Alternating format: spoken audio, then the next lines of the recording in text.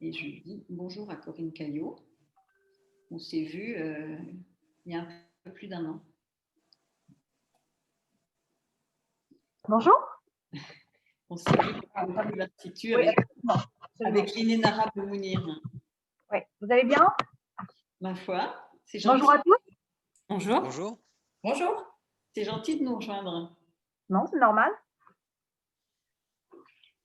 Il y a un monsieur ou une madame Monteil un petit peu inconnu de moi et j'en suis confuse.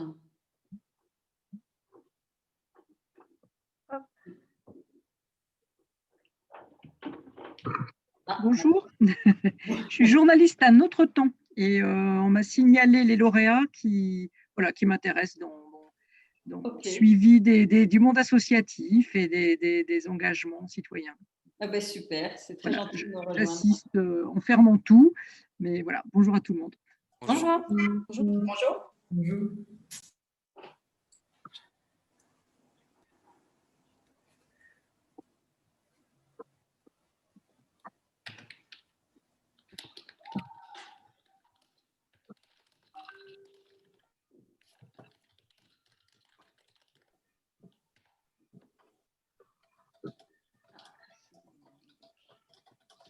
Il va y avoir aussi cette promo, on l'a fait en partenariat avec Accenture et la Fondation de France. Donc Bernard Lemasson a dit qu'il essaierait de se connecter. Donc Bernard Lemasson qui dirige la Fondation Accenture. Et puis Axel Davzac de la Fondation de France qui avait une contrainte en début d'après-midi. Enfin, une contrainte qui risquait de déraper sur le début d'après-midi. Donc on va voir si elle arrive à se connecter et à quel moment. Et ben voilà Bernard. Et bonjour Céline Delbecq, merci de nous rejoindre. Bonjour. Bonjour. Bonjour.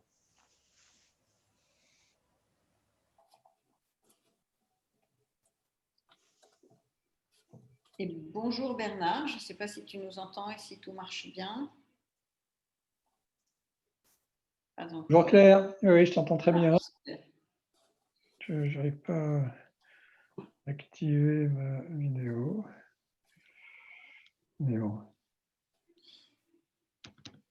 Et je vais le redire encore. Je vais attendre qu'il y ait du monde. Ah, mais Kadiatou qui nous rejoint.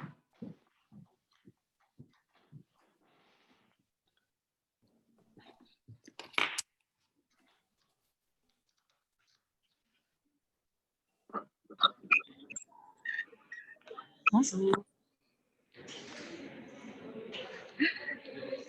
Alors, je ne vous entends pas du tout. Je sors d'audience, donc je suis encore habillée.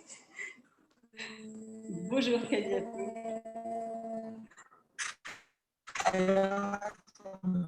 Je pense que tu as le temps d'essayer de trouver un coin tranquille. Ok, je vais essayer de trouver tout ça. Je vous rappelle tout de suite. À tout de suite. Claire, c'est Bernard, moi je reste qu'une demi-heure seulement. Hein. Désolé, j'ai une contrainte à 15h. Hein, donc... Pas de problème, on acceptera. Donc comme je le disais et je vais le redire, ce point presse est enregistré. Donc si ça vous pose une difficulté, vous me le signalez. Bonjour, bonjour à ceux que je connais, bonjour à ceux que je découvre. Bienvenue aux nouveaux lauréats. Bonjour. Bonjour. Bonjour. Bonjour.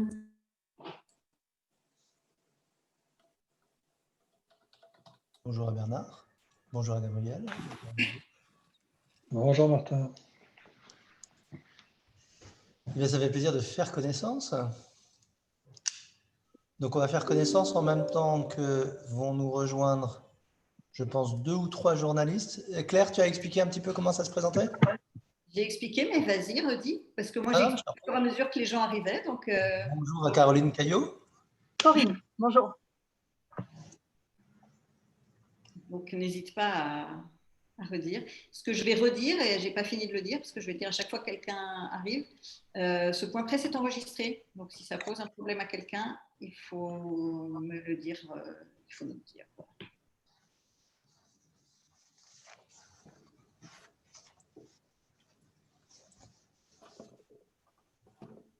Du côté des lauréats, il y a Kadiatou qui est en train d'essayer de trouver un endroit tranquille pour se connecter parce qu'elle sort juste d'audience. Mais sinon, tout le monde est là.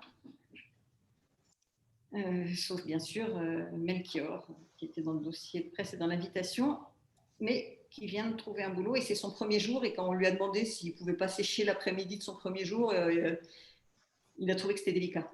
Qu'est-ce que c'est comme boulot? C'est un boulot de médiateur numérique. Donc, c'est ce qu'il veut faire.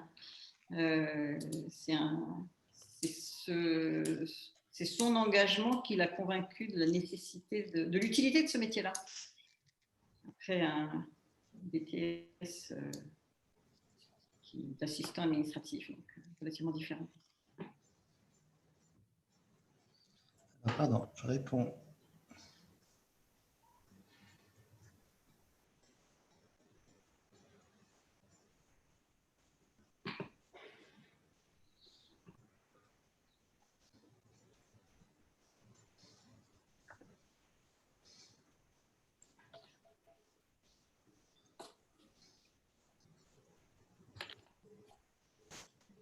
Hop. Il est 32, je vous propose qu'on démarre à 33. Ça me paraît juste le bon endroit, le bon moment, je veux dire.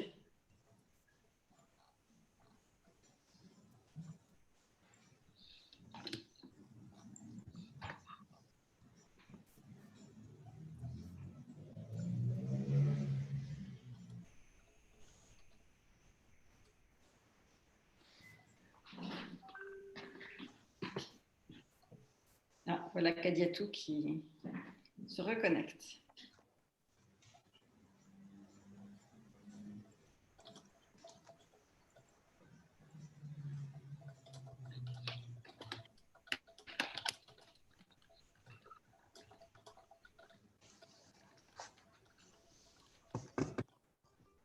Ah, voilà Anna Giraldini de la Fondation de France.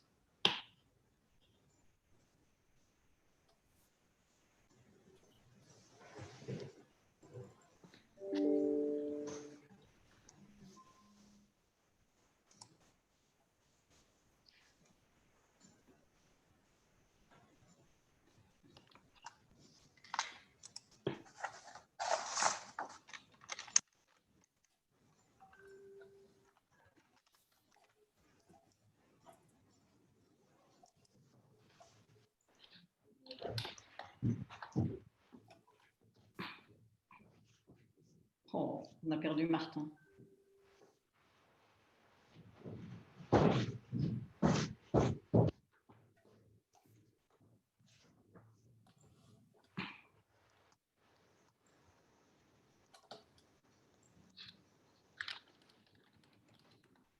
Ok, je vous propose qu'on commence. Bonjour à toutes et à tous. Donc, on est nombreux à faire connaissance à travers ce petit point que nous faisons par Zoom. Donc, quelques mots de présentation. L'Institut de l'engagement, chaque année, recrute en général 500 au printemps, 200 à l'automne, 700 lauréats, qui sont tous des jeunes et qui, pour la plupart, sont recrutés après un service civique et pour un certain nombre, après un engagement associatif soutenu, et auquel l'Institut propose plusieurs choses. D'une part, de les aider dans 3 voies qu'ils peuvent choisir et parmi lesquelles ils peuvent changer d'ailleurs, soit reprendre ou amorcer une formation avec 150 établissements d'enseignement supérieur qui sont nos partenaires, soit trouver un emploi, soit monter leur propre projet. Nos partenariats permettent d'alimenter ces voies, de les orienter et de les aider grâce à une équipe d'accompagnateurs qui accompagnent individuellement chacun de ces lauréats. On leur propose également du parrainage, on leur propose également des soutiens financiers, une partie d'entre eux qui peuvent avoir besoin d'un soutien financier pendant notamment la première année pendant laquelle ils sont lauréats.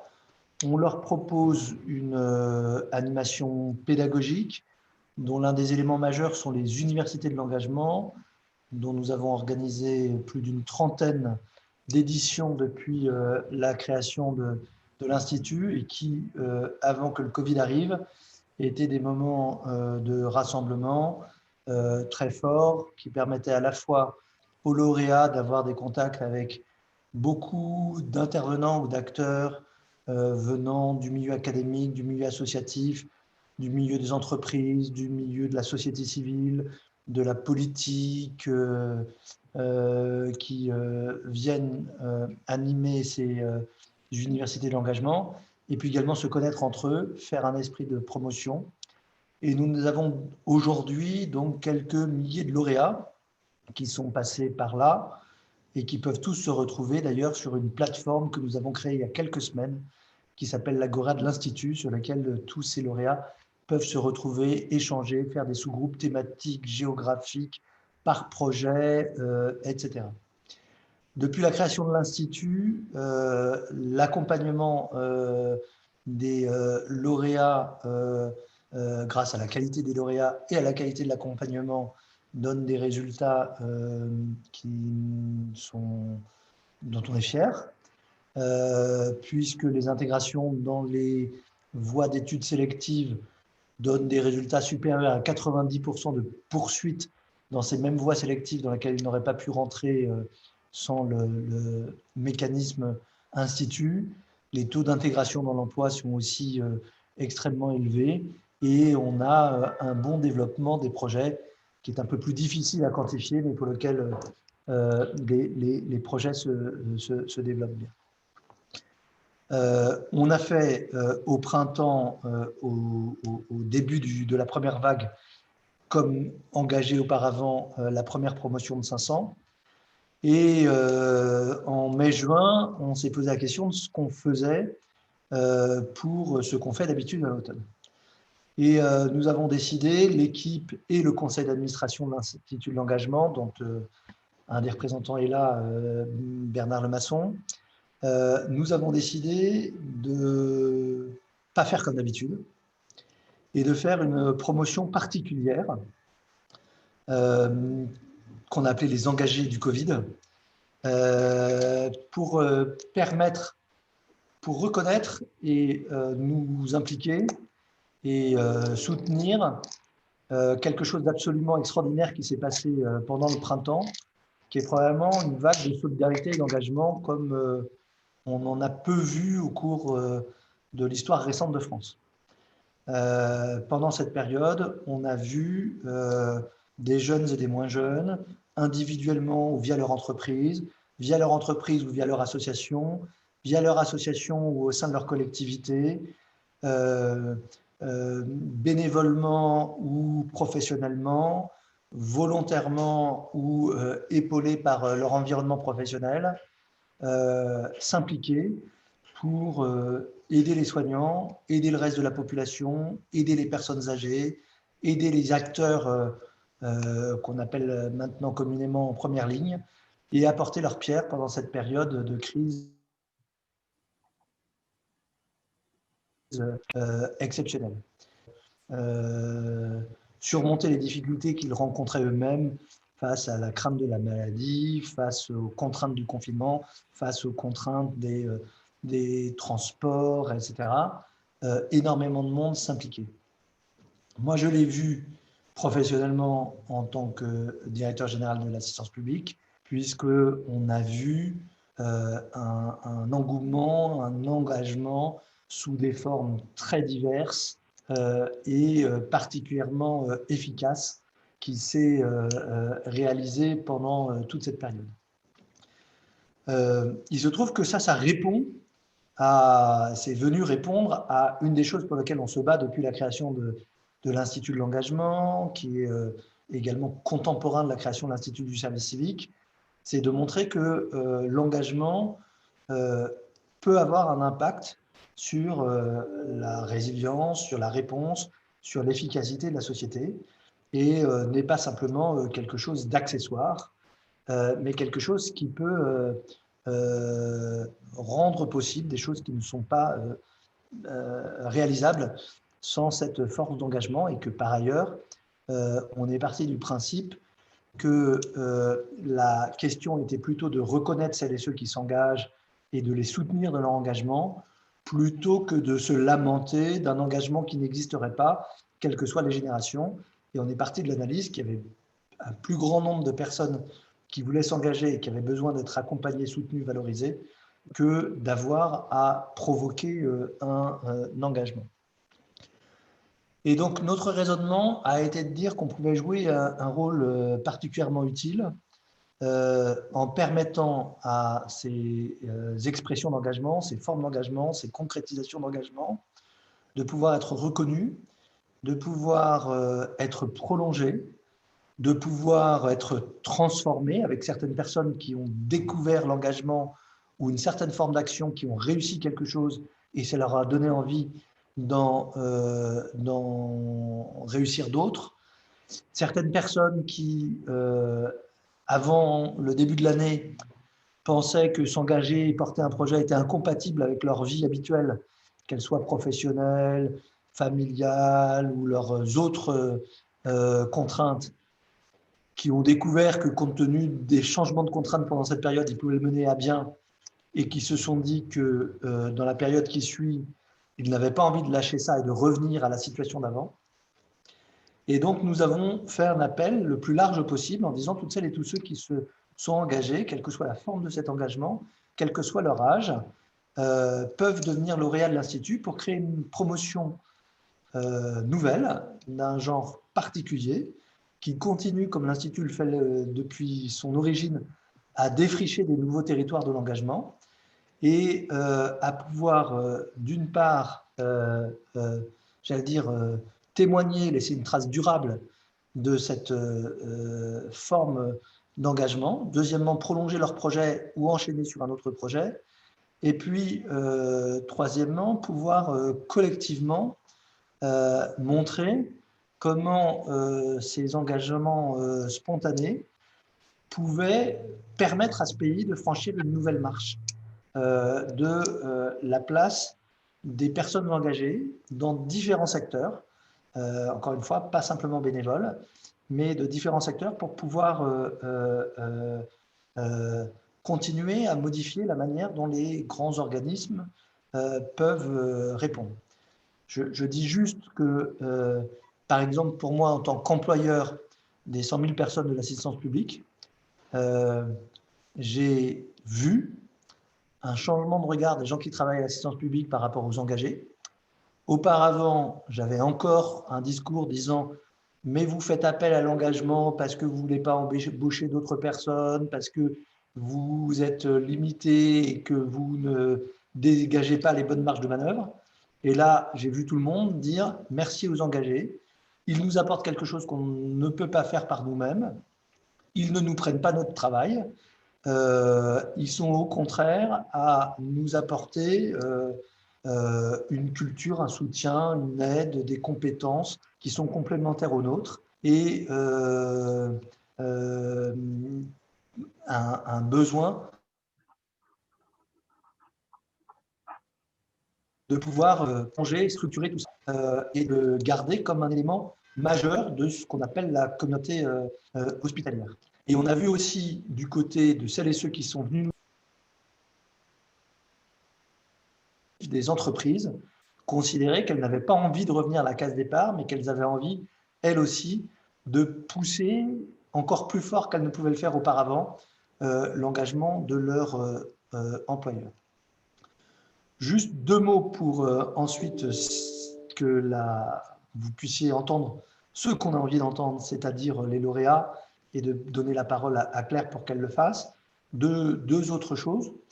On a fait ça extrêmement rapidement parce qu'on s'est dit qu'il ne fallait pas laisser retomber le soufflet, mais aller sur l'élan de cet engagement du printemps. Donc ça a été fait dans des conditions records par l'équipe de l'Institut.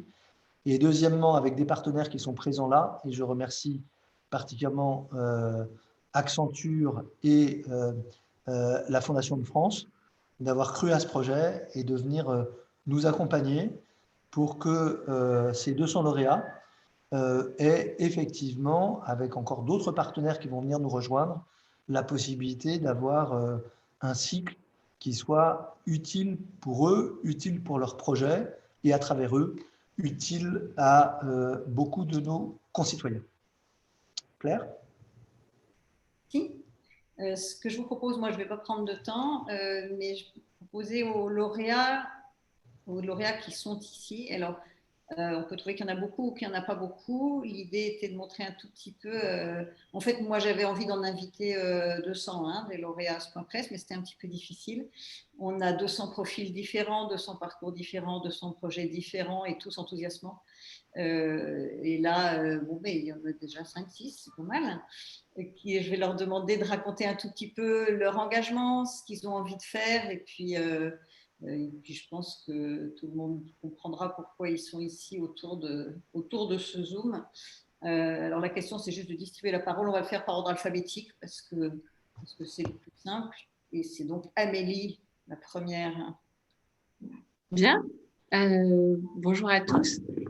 Du coup, donc, je suis Amélie Riffaut, j'ai 28 ans et donc j'habite à La Rochelle. Et donc pendant la crise, donc moi je suis issue d'un milieu juridique, j'ai fait des études de droit et travaillé en corrélation avec mes études. Et puis la crise est arrivée et donc voilà, à ce moment-là, je suis allée travailler à l'hôpital en tant qu'agent de service hospitalier. Donc je faisais le ménage, j'assurais le bio-nettoyage des chambres des patients et puis des espaces collectifs donc pendant la crise. Donc, ça venait un peu en renfort. Il y avait du personnel qui était absent du fait d'arrêt maladie.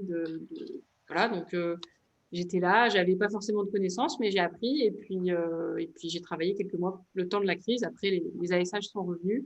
Et voilà. Et donc, ça a été un peu déclencheur pour moi de travailler à l'hôpital. J'ai toujours été un peu en quête de sens, mais là, je me suis dit, voilà, professionnellement, qu'est-ce que je veux faire ? Et là, je suis en réorientation pour devenir infirmière. Donc j'en suis là dans mon parcours et avec l'Institut de l'engagement, j'aimerais être accompagnée déjà dans ce parcours-là et aussi me questionner et réfléchir collectivement avec les autres lauréats ou les partenaires de l'Institut à l'isolement des personnes âgées que j'ai pu constater. Après, j'ai eu une expérience en EHPAD en tant que faisant fonction aide-soignante. Et voilà, j'aimerais travailler là-dessus avec l'Institut. Super, merci beaucoup. Si vous en avez marre de La Rochelle, à Paris, il y a des hôpitaux super. On se promène en France, Christine? Ouais. J'active le micro, ça y est. Bonjour à tous. Donc, je suis Christine Odellinger. Je suis un peu moins jeune que la lauréate d'avant. Je n'ai pas fait de service civique, effectivement, et je ne cherche pas ma voie. J'ai trouvé ma voie. Donc, je fais partie des profils un peu atypiques. Voilà.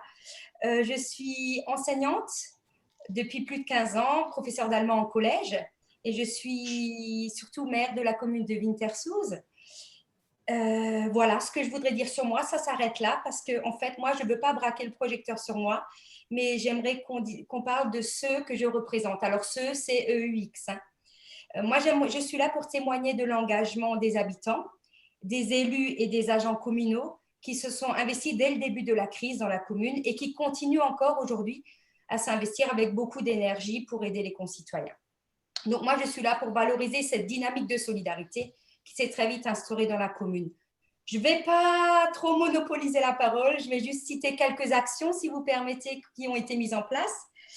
On a créé un groupe Solidarité communale grâce à une application smartphone qui nous a permis d'être très, très réactifs pour faire les courses aux gens, pour leur ramener des médicaments, pour leur rentrer du bois, tout simplement, pour leur apporter des attestations de déplacement, leur distribuer du pain, bref. On a mis aussi en place des actions, des matinées d'action citoyenne pour que perdure ce lien entre les habitants en leur donnant du travail qui font avancer la commune. C'est ainsi, par exemple, qu'on a réhabilité le mobilier, qu'on a procédé à la réhabilitation du mobilier scolaire, par exemple. On a aussi très vite approvisionné les gens en matériel de protection. Comme beaucoup de communes, on a fait fabriquer des masques avec les couturières locales. On a aussi créé des visières de protection en 3D qu'on a distribuées aux soignants, qu'on a distribuées à tous ceux qui en avaient besoin, tout simplement. On a aussi offert du gel hydroalcoolique parce qu'on avait senti un petit peu les choses arrivaient, donc on a encore eu droit à cet approvisionnement-là qu'on a distribué tout de suite aux aides-soignantes et aux médecins. Grâce aux producteurs et aux revendeurs de denrées alimentaires, on a aussi mis en place un réseau d'approvisionnement local, ce qui a fait que les gens n'ont pas eu besoin de se déplacer et pouvaient rester dans la commune pour s'approvisionner tout simplement. Qu'est-ce qu'on a encore fait? On a soutenu les familles en leur faisant tout simplement les photocopies des cours, puisque pendant le confinement, les enfants étaient à la maison et se faisaient envoyer les cours par les professeurs. Et on a eu énormément de demandes de gens qui n'ont plus trouvé d'imprimante, qui n'ont plus trouvé d'encre dans les supermarchés. Et du coup, la mairie a tout simplement pris le relais. On a fait encore d'autres choses, on a distribué du pain, enfin bref. Mais j'aimerais mettre l'accent sur la prise de contact qu'on a mis en place avec les personnes isolées, âgées ou vulnérables. Ça nous a permis de rentrer dans l'intimité de certains foyers et on a découvert des situations qui étaient juste catastrophiques, pas en raison de la Covid. Hein. Elles n'ont pas été créées par la Covid, mais ça nous a permis de découvrir ces situations-là pour pouvoir travailler dessus, encore aujourd'hui, pour pouvoir aider ces gens-là. Voilà, alors moi, ce que j'attends de l'Institut de l'engagement, c'est tout simplement de pouvoir confronter les expériences avec, nos expériences avec celles des autres lauréats, de comparer les actions qui ont été mises en place et tout simplement d'apprendre les uns des autres. Parce que je pense que ce n'est que comme ça qu'on pourra être plus efficient sur le terrain. Voilà. J'espère que je n'ai pas trop monopolisé la parole. Pas du tout, pas du tout. Pour l'instant, c'est moi qui vais le plus monopoliser et vous êtes parfaite en concision. Et je pense qu'on pourra revenir vers vous s'il y a des questions. Donc, ne quittez pas. Et Claire, vous avez combien d'habitants dans votre commune? À peu près 900. Merci. Je suis d'accord avec Corinne Caillot que quand on l'entend, on se dit que pour qu'il y ait eu autant d'actions et autant de mobilisation, il fallait sûrement qu'il y ait beaucoup de monde. Ben non, c'est une petite commune. Une petite commune avec, en tout, il y avait une 60aine de personnes qui ont agi au quotidien et qui agissent encore parce qu'on n'est pas dans l'après-crise, on est toujours dedans et on a toujours notre réseau de solidarité communale, on amène toujours encore du pain, donc on est toujours dedans. À qui le dites-vous? Oui. Claire. Emma, c'est un petit tour de France qui passe par le drapeau du Canada, mais ça reste… Oui, bonjour, je m'appelle Emma, je viens de Toulouse. Et moi, ma participation durant le confinement et la période de coronavirus qui est encore actuelle, j'étais engagée en service civique dans une association nommée Parcours le Monde, où mes missions étaient essentiellement de la communication et de l'animation. Entre autres, aujourd'hui, j'ai pu reprendre mes études en communication, donc ça m'a permis de m'ouvrir ma voie au niveau des études. Et j'ai pu continuer le lien entre les jeunes de l'association. Ce sont des jeunes qui ont moins d'opportunités et l'association leur permettait de partir en mobilité. Du coup, pendant la période de confinement, ça a été assez dur. On avait beaucoup de jeunes qui étaient déçus et donc c'était de continuer le lien, de vraiment souder les jeunes entre eux. Donc voilà. Et aujourd'hui, je me présente à l'Institut de l'engagement car je suis porteuse d'un projet avec une très bonne amie à moi, une amie d'enfance. On a toujours eu des projets d'entrepreneuriat et c'est pour ça qu'aujourd'hui, nous souhaitons lancer une application nommée Tipsy qui permet de donner l'information sur l'affluence dans les bars. Donc, c'est un système qui permet de lisser le flux et de répartir de manière optimale l'affluence dans les bars et les lieux fréquentés par les jeunes, les étudiants et les populations dynamiques. Donc, on est parti d'un constat simple, c'est qu'aujourd'hui, avec toutes les restrictions sanitaires, on a, et notamment actuellement le couvre-feu, on a peu de temps pour sortir et ce qui crée des affluences à des moments et des endroits très populaires. Donc, l'objectif principal est de réduire au maximum les contacts potentiels liés à la crise sanitaire et actuelle. Et aujourd'hui, nous sommes ravis et honorés d'être lauréates et on espère de l'Institut de l'engagement qui nous permettent de développer et peut-être de lancer ce projet. Donc voilà. J'essaye de rappeler mes sources en anglais pour savoir si Tipsy, ça veut dire complètement ivre ou juste un tout petit peu, mais c'est limite. Hein. Non, et encore, c'est vraiment c'est une ébauche de projet, donc tout n'est pas finalisé, mais ça veut dire un petit peu pompette en français. Voilà, c'est ça. Emmanuel. Merci. Bonjour, Emmanuel Vanoli. Donc moi aussi, je suis de Toulouse. Je suis ingénieur spécialisé en mécanique des fluides chez Dassault Systèmes. Et pendant la crise du Covid, en fait, j'ai utilisé mon savoir-faire et mes outils de simulation pour simuler les flux d'air et les particules contaminées de virus dans les hôpitaux. En fait, j'ai eu mes parents et ma grand-mère qui ont été contaminés, qui sont dans l'est de la France début mars. Et j'ai demandé en fait à l'hôpital où était traitée ma grand-mère si on pouvait les aider d'une quelconque façon. Et très rapidement est arrivée cette problématique de risque aéroporté. Et donc, avec mes outils, j'étais en mesure de leur apporter une réponse. Et donc, à partir de là, on a commencé à simuler avec le directeur et les services techniques de l'hôpital différentes configurations pour à la fois comprendre comment se propageaient les particules contaminées dans l'hôpital et puis trouver des solutions toutes simples comme ouvrir des fenêtres dans un endroit un petit peu stratégique pour limiter un petit peu les courants d'air ou en apporter d'autres pour on va dire, assainir les couloirs, par exemple. Et à partir de là, en fait, ça a fait un peu effet boule de neige. J'ai été contacté par d'autres hôpitaux à Paris, notamment la PHP avec qui on travaille beaucoup sur ces sujets-là et on va très très loin. Et donc, je suis honoré d'être lauréat aujourd'hui de l'Institut d'engagement. Le projet que j'ai envie de porter, c'est d'aller un petit peu au-delà de l'aspect purement professionnel parce que je me suis rendu compte qu'à travers les différents contacts que j'ai pu avoir avec les médecins notamment, on a une vraie synergie qui se met en place. Moi, j'ai une phrase que m'a dit un réanimateur d'Avicenne qui m'a beaucoup marqué, c'est que à travers les études qu'on a pu faire ensemble, on reconnectait des sciences qui ne se parlaient pas ou plus. Et en fait, l'idée, c'est vraiment de porter ce projet-là, c'est d'embarquer en fait avec moi et avec les gens qui me suivraient, des architectes, des médecins, toutes les personnes qui pourraient travailler sur la qualité de l'air pour que on puisse savoir comment traiter ces aspects-là. On a les outils en France et le savoir-faire pour pouvoir les traiter. Donc, essayer d'avoir une réflexion peut-être commune, mettre en commun nos forces et nos savoirs pour prendre en compte ces risques, les réduire pour que la prochaine fois où une épidémie arrive, on soit mieux préparé et qu'on ne se retrouve pas dans la situation qu'on a connue. Voilà. Merci Emmanuel. Juste un mot pour dire que de la même manière que ce qu'a fait Amélie à l'hôpital de La Rochelle du bio-nettoyage, qui est un élément absolument majeur pour éviter les transmissions de maladies entre patients, ce sur quoi travaille Emmanuel est aussi extrêmement important et peut avoir un impact à l'hôpital sur l'organisation hospitalière, sur la manière dont on évite. Par exemple, on s'est trouvé confronté au fait qu'on avait l'habitude d'avoir un certain nombre de chambres en double et au moment où on a besoin de beaucoup de place, on ne peut plus utiliser les chambres doubles pour le risque de transmission entre patients, mais peut-être que des études de cette nature pourront permettre de réutiliser un peu différemment certains espaces. Les chirurgiens, beaucoup de disciplines sont intéressés par cela et également d'autres domaines que les domaines hospitaliers. Donc, c'est intéressant d'avoir ces deux initiatives d'ordre différents, mais avec les mêmes finalités. Je vais faire une petite entorse autour de piste pour donner la parole à Bernard, puisqu'il a dit qu'il devait nous quitter à 15h. Bernard, peut-être un petit mot. Donc Bernard qui est administrateur de l'Institut depuis que l'Institut a un conseil d'administration. Merci Claire et Martin. Effectivement, Bernard Lemasson. Donc, je suis ici en tant que administrateur de l'Institut, mais également président de la Fondation Accenture.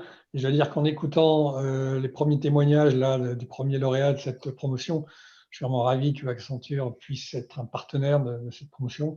On accompagne l'engagement, on accompagne toutes les idées innovantes. Et on vient d'entendre là 3-4 exemples, et il y en aura d'autres, qui montrent de l'engagement, de l'innovation, la volonté de faire des choses. Les personnes qui s'engagent sans demander à quiconque, elles y vont, quoi. Elles font des trucs, puis elles avancent en marchant et elles développent leurs idées. Donc c'est exactement ce qu'on apprécie, ce qu'on aime. Et l'idée, c'est qu'à travers cette promotion, on puisse, dans les prochains mois, accompagner ces projets, ces idées, et aider chacun à réaliser au maximum le potentiel de chacun de ces projets. Donc bravo à tous, et Accenture est ravi d'accompagner cette promotion. Ouais. Après, le truc, c'est que comment vous la remettez comme ça? Normalement, on le met comme ça. Ouais. Voilà. Merci Bernard pour ta fidélité personnelle, la fidélité d'Accenture à l'Institut et d'avoir jumpé sur cette nouvelle idée avec enthousiasme. Du coup, on retourne chez les lauréats. Kadiatou, tu as réussi à trouver un coin tranquille? Oui, un peu, je suis par terre, mais ce n'est pas grave, tout va très bien. Bonjour tout le monde. Déjà, moi, je suis super émerveillée par tous les parcours qui sont là. Je me dis, mais qu'est-ce que je fais là? Rien du tout. Moi, donc, j'ai 31 ans et je suis avocat au barreau de Paris. Je suis à une rue de l'Institut de l'engagement et pas très loin de la PHP. Donc, je me sens un peu comme à la maison. À côté, donc, là, je travaille en tant qu'avocat pour les entrepreneurs. Donc, Emma, je pense que je peux être utile, ou Emmanuel, Emma, je pense. Je suis de l'Est de la France aussi. Donc, Christine, nous avons également des points en commun. Et à côté, je suis basketteuse en tant que joueuse et également membre du comité parisien de basket. Et enfin, je suis dans une association qui s'appelle Ladies and Basketball, qui a à peu près 2 ans. Et pendant le Covid, on est 5 dans cette association. Et pendant le Covid, en fait, on a surtout beaucoup épaulé les filles. Petite parenthèse, cette association, en fait, c'est une association qui permet d'utiliser le basket comme un levier socio-éducatif pour les filles et les femmes. On a plusieurs programmes pour que les femmes issues de quartiers politiques de la ville, principalement de l'Est parisien, mais on essaie de se développer en Île-de-France et dans toute l'Île-de-France, puissent sortir un peu de leur carcan et avoir l'opportunité d'avoir des sorties culturelles, de rencontrer des femmes inspirantes et des hommes inspirants, bien évidemment, et voilà, de leur faire réfléchir sur certains sujets qui leur sortent du quotidien. Et pendant le coronavirus, en fait, on a mis en place des terrains d'entente en respectant tous les gestes barrières. On a essayé d'être en perpétuelle communication avec elles et leurs familles, tant d'un point de vue scolaire que d'un point de vue sportif, même si on faisait les choses à distance. Et cet été, par exemple, on a fait toute une semaine qui s'appelle Back to School and Court, où le matin, on faisait intervenir des profs bénévoles de l'éducation nationale pour faire une remise à niveau, et l'après-midi, initiation à des sports divers et variés tels que la boxe, le baseball, la tech au milieu parisien. Voilà, j'ai essayé d'être courte.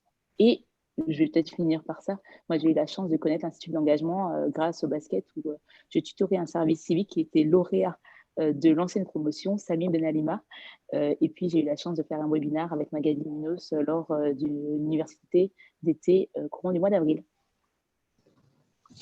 Merci beaucoup. Alors, c'est ça, effectivement, aussi l'originalité de cette promotion, c'est que on retrouve des intervenants devant l'Institut qui deviennent lauréats. D'habitude, ils venaient intervenir dans les lauréats, ils deviennent lauréats eux-mêmes. Je pense que ça ne les empêche pas d'intervenir ou d'animer des ateliers de la même manière. On retrouve même des parents de lauréats qui deviennent lauréats parce qu'ils ont entendu parler de l'Institut par leurs enfants. Voilà, donc il y a quelque chose d'assez magique qui se passe. Et donc, dans la côté maléfique du Covid, il y a des petites choses magiques qui sont tout à fait sympathiques. Merci, Kadiatou. Et alors là, tu me fais un boulevard, Martin, parce qu'on peut être lauréat en famille, absolument. Et donc, Marguerite et Paul, qui sont ici, qui sont frères et sœurs, et qui ont candidaté tous les deux, et qui sont devenus tous les deux lauréats. Et je vous laisse vous coordonner sur la prise de parole.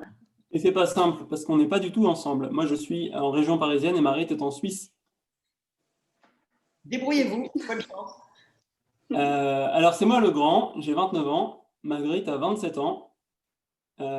Juste avant que le confinement commence en France, on a pensé que peut-être nos neveux et nièces, qui sont tous des jeunes enfants de moins de 10 ans, apprécieraient probablement beaucoup avoir quelques explications sur le coronavirus. Il se trouve que Marguerite a une passion un peu particulière dont elle va vous parler. Alors, moi, je suis psychomotricienne de formation, mais donc effectivement, depuis le mois de décembre, je suis sans emploi et j'ai décidé de passer toute l'année 2020 à dessiner, parce que j'aime beaucoup dessiner. Et voilà, je voulais voir si je pouvais faire un peu d'illustration en parallèle de mon métier de psychomotricienne. Et en fait, à ce moment-là, donc, quand le confinement a commencé, Paul m'a proposé du coup de faire des dessins pour expliquer aux enfants le coronavirus, qu'est-ce que c'est, voilà, essayer un petit peu de démêler ce qu'on pouvait en savoir à ce moment-là, parce que c'était encore tout frais, c'était à la mi-mars. Et puis voilà, donc une petite BD est née à ce moment-là, puisque Paul a fait les textes et moi j'ai fait les dessins. Et depuis la mi-mars, on continué ensuite pendant des semaines à créer des petits contenus comme ça pour les enfants, pour leur expliquer le Covid, la crise et tout ce qui va, enfin, tout ce qui allait autour, le confinement, le travail à la maison, voilà, tout ça. Alors, ça s'appelle Coco le virus, comme ça. Et alors, c'était des planches de dessin, 2 pages A4, réalisées 5 jours par semaine, du 15 mars en gros au 15 juin. Ça rend pas bien, mais on a dû créer rapidement un site internet parce que au bout de quelques jours, il y avait des tas de bénévoles livrés à eux-mêmes en confinement qui avaient du temps à donner et qui ont proposé de faire des traductions. Donc, pour gérer la multiplication de notre contenu, les réseaux sociaux sur lesquels nous publions au départ ne suffisaient plus et on a dû créer un site internet qui est toujours accessible et toutes nos planches sont encore téléchargeables gratuitement. Ça s'appelle cocovirus.net. Donc, il y a en tout une 60aine de bandes dessinées que nous avons réalisées qui traitent dans globalement tous les sujets auxquels ont pu être confrontés les familles pendant le confinement. Alors, on parle de sentiments, de peur, de colère. On parle de choses du quotidien, comme l'anniversaire, quand on est confiné, qu'on ne peut pas inviter ses copains. On parle de choses un peu plus scientifiques, comme ce qu'est le virus, ce qu'est le système immunitaire, le vaccin, etc. Et parfois, on fait juste des planches, un peu pour rigoler ou pour la culture générale, pour présenter le pangolin ou ce genre de choses. Donc nous, notre projet, on l'a beaucoup, on l'a mené avec vraiment beaucoup de cœur parce qu'il nous a beaucoup plu de faire ce genre de bande dessinée pendant tout le confinement. Mais à la fin, on n'a rien cherché. Un éditeur est venu nous voir et nous a proposé de rassembler les meilleurs de nos planches pour en faire un recueil vendu comme une sorte de souvenir de ce qu'auraient vécu collectivement les familles et les enfants. Donc c'est ce livre que j'ai dans les mains. Donc ça, c'est super, il est dans toutes les librairies. Mais le problème, c'est que du coup, ça fait 7 mois que Marguerite comme moi, nous n'avons pas de salaire par ailleurs. Ce livre, on a des droits d'auteur dessus, mais c'est de l'argent de poche. Ça ne permet pas de payer mon loyer, ni celui de Marguerite en Suisse. Donc, on est dans une phase où on réfléchit, et c'est là où l'Institut peut peut-être probablement nous aider, on réfléchit à trouver d'autres débouchés pour le contenu qu'on est capable de créer ensemble. Voilà. C'est notre force, c'est que on est des associés en tant que frères et sœurs, on s'entend très bien, on se connaît par cœur, et du coup, on ne cherche pas pendant des jours et des jours ou des semaines ce qu'on veut dire. Les choses se passent vite, on est capable de créer rapidement, on est capable de faire face à des problèmes soudains, et c'est ça qu'on essaie maintenant de placer sur d'autres débouchés, c'est notre capacité à créer du contenu pour rendre accessible aux enfants, sans que ce soit infantilisant, des sujets complexes.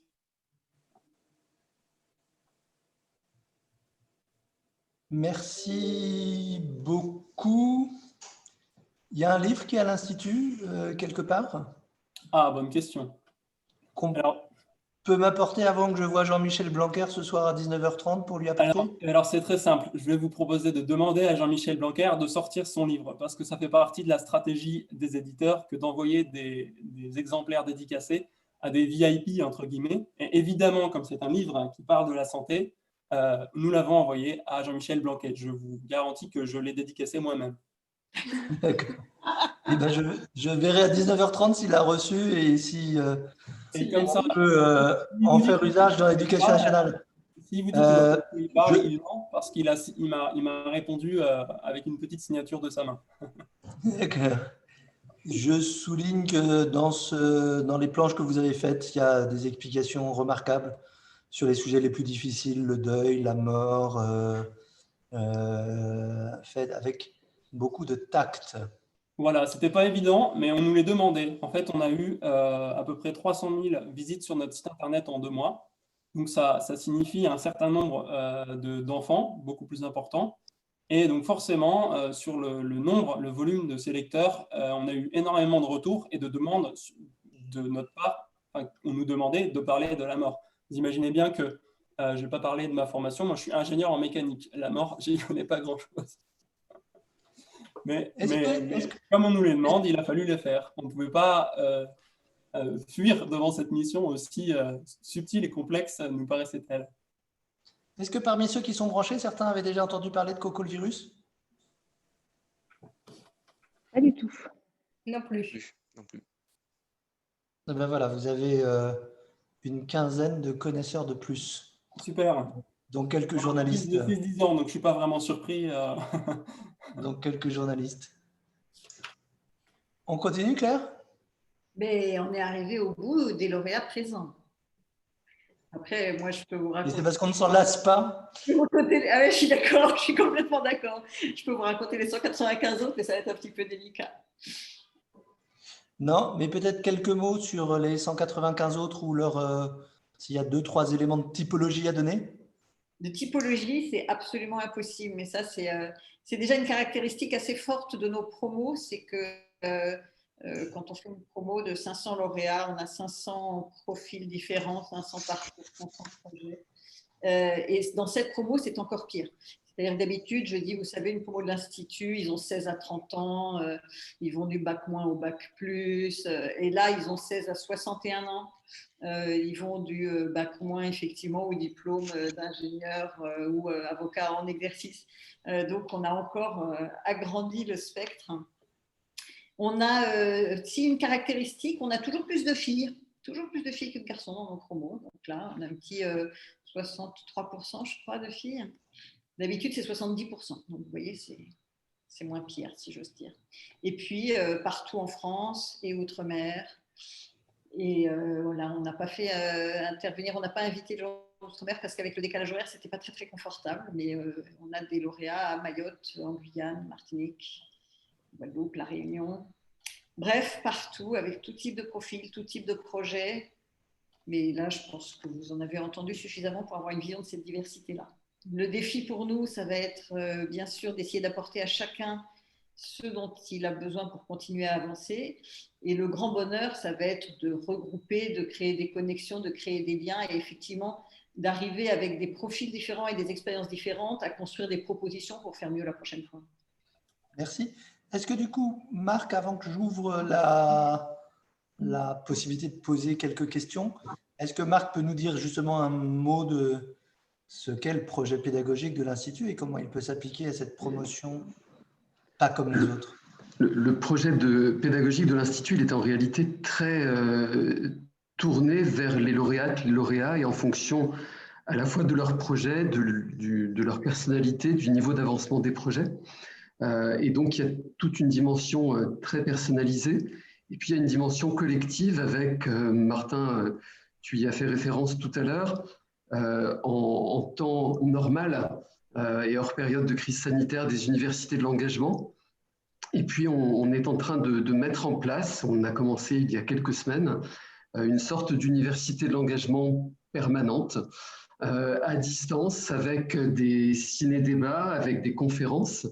On a eu la chance dans les jours récents d'avoir une séance de ciné-débat autour du film Les Invisibles, qui parle d'un centre d'accueil de jour pour des femmes à la rue et qui se transforme en centre d'hébergement devant des contraintes et qui est un film de fiction et assez joyeux.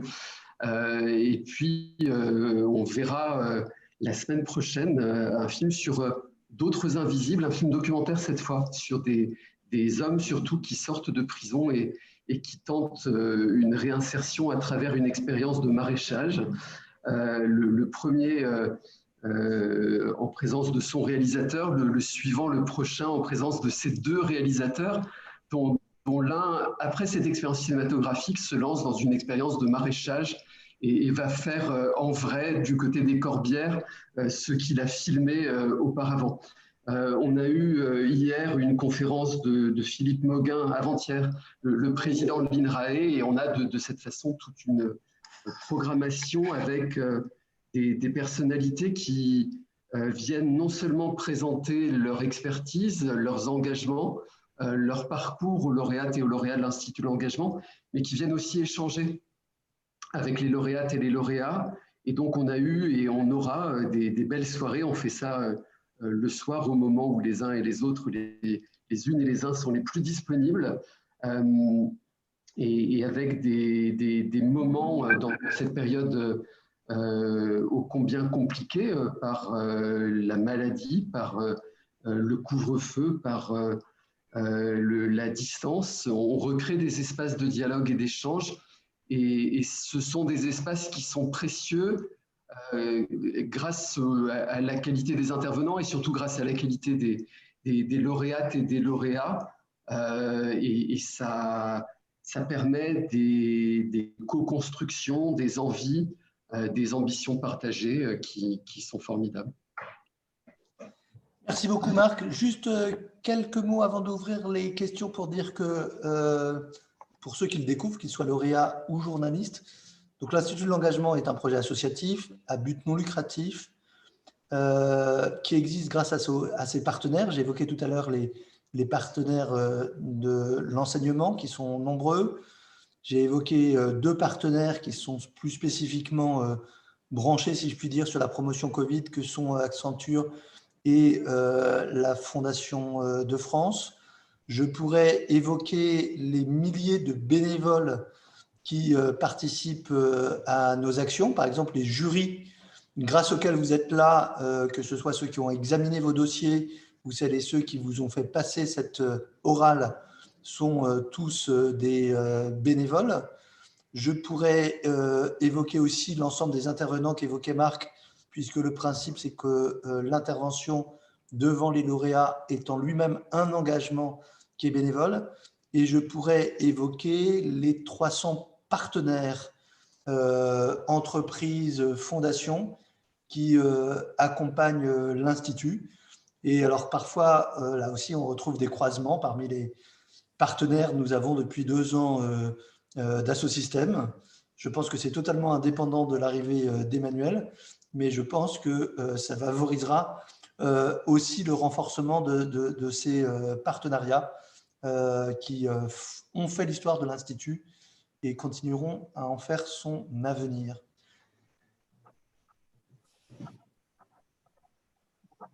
La parole est libre. Alors moi, je veux bien Caroline. Vous avez parlé tout à l'heure de soutien financier apporté aux lauréats. Est-ce qu'on peut avoir des précisions voilà, de soutien financier? Madame de Mazancourt. Oui, je me lance. Dans une promo habituelle, on apporte 2 types de soutien aux lauréats. D'abord, le soutien le plus important, c'est les lauréats qui sont en formation et qui, pour un certain nombre d'entre eux, ont besoin d'un soutien pour payer leur scolarité ou de bourses pour pouvoir se consacrer à leurs études. Et donc, l'Institut intervient, il intervient sur critères sociaux, il intervient en complément des dispositifs existants, il intervient pour boucher des trous dans la raquette aussi. Et des trous dans la raquette des dispositifs existants, il y en a un paquet. Donc, on attribue des bourses au cas par cas pour des lauréats qui reprennent une formation. Et puis, il y a des bourses de projets qui sont pour des projets de création d'activités, qui sont des bourses coup de pouce. On n'est pas encore investisseur, mais on donne des petits coups de pouce à des créations d'associations, créations d'entreprises. Ça peut être le financement d'une petite formation. Ça peut être se payer sa première plaquette, ses premières cartes de visite, son premier site internet. Ça peut être acheter un ordi, 2 ordis pour se lancer. Donc, sur cette promo qui est partie. Merci beaucoup. Si jamais il y a une question pour Emmanuel Vanoli, il faut la poser tout de suite pour qu'il puisse répondre avant 15h30. Merci. Je me suis fait un petit peu couper le sifflet, mais ce n'est pas grave. Désolé.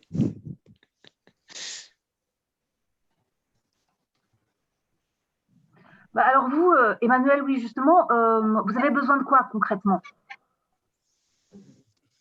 En fait, ce dont j'ai besoin, c'est d'avoir la possibilité de porter ce sujet en fait, de la qualité d'air plus, on va dire de façon plus vaste que purement professionnelle. L'idée, c'est vraiment de pouvoir mettre en commun différents savoirs et différents acteurs, que que je ne pourrais pas forcément avoir la possibilité de rencontrer dans le cadre de mon travail, par exemple.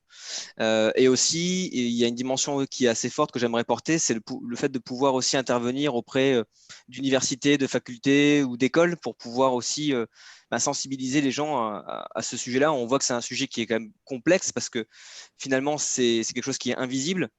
Et le fait d'avoir des outils qui rendent ce phénomène invisible visible, ça permet d'avoir un message qui est beaucoup plus clair.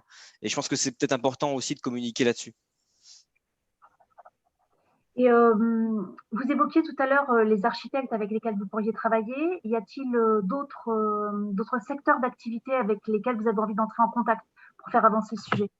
Les bars et restaurants. Exactement. Exactement. Mais finalement, on se rend compte que tous les lieux recevant du public sont forcément intéressés et touchés par ce phénomène-là. Donc, l'idée, c'est vraiment de pouvoir travailler avec un maximum de personnes pour qu'on puisse s'en sortir tous ensemble. D'accord. Et l'idée, après, une fois qu'on sera sorti du Covid, parce qu'on va s'en sortir, comment est-ce que vous envisagez la poursuite de ces travaux? Je pense que c'est un sujet qui est effectivement plus vaste que le Covid. Les maladies infectieuses, il y en a toujours eu, et il y en a malheureusement de plus en plus. Chaque année, une nouvelle apparaît. Je lisais un des livres de Yazdan Pana, qui travaille à la PHP, qui écrivait dessus, et on se rend compte en fait que le fait que l'homme ait un habitat de plus en plus vaste, de plus en plus aussi concentré dans les villes, proche de la nature, en reliant sur la nature, fait que et je ne suis pas expert, mais ça fait qu'on n'est plus sujet à ce que des maladies comme le Covid apparaissent de plus en plus. Donc même quand on sortira, il faudra se préparer à la prochaine qui interviendra un jour ou l'autre. Et je pense que ce qu'il faut essayer de faire, c'est de ne pas revivre ce qu'on a vécu. Et si on a moyen de ne pas se confiner ou de pouvoir vivre socialement un peu plus que ce qu'on peut avoir actuellement, ça vaut le coup d'y aller à fond. J'interviens là-dessus parce que cet échange est très important. Parce que la crise qu'on traverse depuis 6 bons mois a conduit à ce que la vie des Français soit confisquée par des experts de la santé, par le monde sanitaire, hospitalier, celui des docteurs et des blouses blanches. Et en réalité, il se passe tout à fait autre chose. C'est que la question de la santé n'est plus le monopole des professionnels de santé, mais on voit en quoi les différentes interventions, dont on a un petit échantillon ici, que ce soit des acteurs non de santé qui viennent intervenir à l'hôpital ou des acteurs ensemble, santé, société civile, entreprise, peuvent intervenir pour préserver la santé ou pour permettre de concilier la santé avec les autres activités humaines en dehors de la sphère traditionnelle de la santé. Donc ça fait partie des choses que cette promotion permettra aussi de faire vivre parce que c'est absolument majeur. D'autres questions? Et on libère donc à l'heure Emmanuel s'il a besoin de partir. Oui, moi j'avais encore une question. Monsieur Hirsch, tout à l'heure, vous parliez du taux d'intégration dans l'emploi. Est-ce qu'on peut avoir un chiffre? Oui, je repasse la balle à Claire. Oui, c'est facile. En fait, on analyse ça chaque année au bout d'une année d'accompagnement et on compte donc l'emploi stable, hein, c'est l'entrée en emploi stable, donc CDD de plus de 6 mois ou CDI, et on est régulièrement année après année entre 85 et 90%. D'autres questions? Je voulais faire juste un petit commentaire en off. J'ai envoyé des petits messages aux uns et aux autres. J'ai envoyé un petit message à Emmanuel pour lui proposer une mise en relation avec un nouveau lauréat de cette promo également, qui est directeur d'EHPAD. Et Emmanuel immédiatement me répond oui, avec plaisir. Et puis j'envoie un petit message à Paul et Marguerite. Et Paul me répond et j'envoie un message à Paul en lui disant à la fois bravo et en lui disant que j'ai eu la chance moi aussi d'écrire dans une autre vie des livres pour enfants. Et puisque je sais qu'il s'intéresse avec Marguerite et qu'il a envie d'écrire des livres sur les questions du sport et du handicap, que j'ai eu la chance d'écrire un livre avec un champion de tennis en fauteuil roulant et que je peux le mettre en relation aussi. Et Paul me répond qu'il est lui-même en fauteuil roulant et joueur de tennis et qu'évidemment, il aura plaisir à cette mise en relation. Et juste, c'est aussi ça la magie de l'Institut de l'engagement, c'est de pouvoir faire ces mises en relation qui vont permettre d'avancer dans des projets, des belles rencontres et des choses qui vont permettre à ces nouvelles lauréates et ces nouveaux lauréats d'avancer dans leur projet. Merci. Et Paul, désolé pour le outing si tu ne voulais pas le faire. Moi, j'aurais encore une question, mais cette fois, je voudrais m'adresser à Emma, à Toulouse. Emma, concrètement, pour développer votre appli, de quoi avez-vous besoin? Alors, nous sommes vraiment au début du projet, donc c'est-à-dire qu'on est encore en train de développer tout ce qui est stratégie, tout ce qui est communication. Donc, pour l'Institut de l'engagement va vraiment nous aider dans un premier temps à vraiment développer tout ça.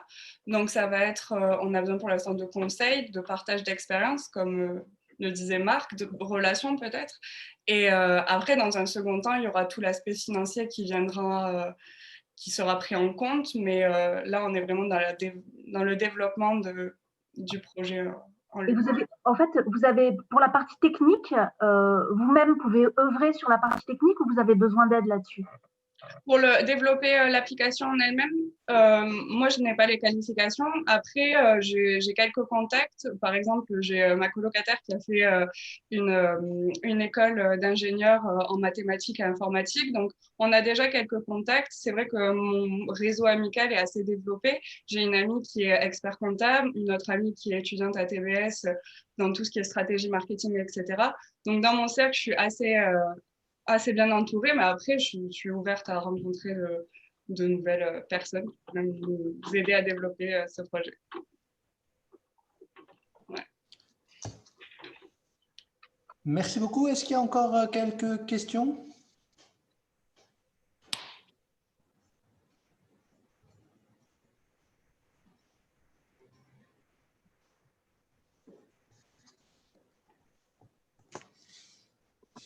Eh bien, dans ce cas, nous allons conclure quasiment à l'heure, puisqu'on avait…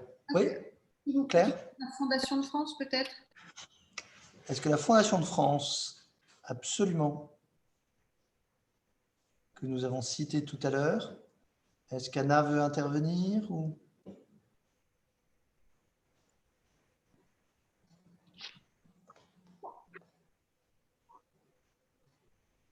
Alors, juste remercier la Fondation de France pour son appui et les ponts qu'on va créer entre les lauréats de la Fondation, les lauréats de l'Institut. Et là encore, ça va être un projet sympa et collectif. Merci beaucoup. Chaque promotion de l'Institut de l'engagement a un nom. Celle-là, pour l'instant, nous l'appelons les engagés du Covid, mais peut-être qu'à cause de Marguerite et Paul, nous l'appellerons les cocos du… Les cocos engagés. De l'engagement. Ouais, Ça sera vous collectivement. Oui, ça fait un peu connoté. De choisir votre nom. Félicitations aux lauréats, à travers vous, félicitations aux 200 lauréats de cette promotion. Bienvenue, inscrivez-vous rapidement sur l'Agora et on a la grande impatience, la grande hâte de vous retrouver en distanciel malheureusement et peut-être qu'un jour le présentiel viendra par la force de toutes les initiatives que vous représenterez et qui feront qu'un jour cette saloperie sera vaincue. Merci infiniment. Bonne après-midi. Merci. Merci beaucoup. Au revoir. Au revoir. Merci.